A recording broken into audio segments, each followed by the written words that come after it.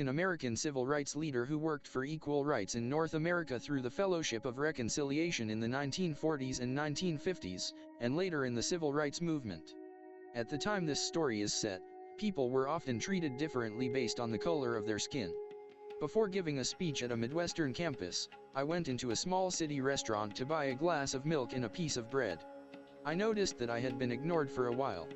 After waiting about 10 minutes, I realized there might be a problem. I moved to a corner and stood in front of a waitress so she couldn't ignore me. I said, "I came to buy a piece of bread. Please give it to me."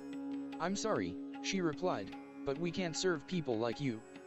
We only serve people with white skin here." "Who is in charge here?" I asked.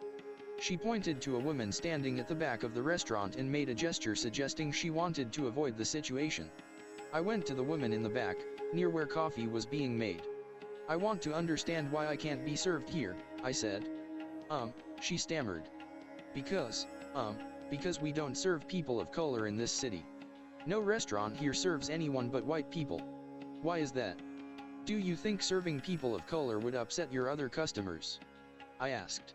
I then suggested a simple test. I would sit in the front of the restaurant for 10 minutes without eating my bread. We would both count how many customers left or came in because of my presence. If even one person left, I would leave the restaurant. If no one left, I would start eating my bread. After 15 minutes, the woman came to me, took the cold bread away, and replaced it with a warm piece. She then asked politely, "What would you like to drink with this?" According to people in the city, after this incident, Mrs. Duffy began serving both black and white people in her restaurant without any conflict or embarrassment.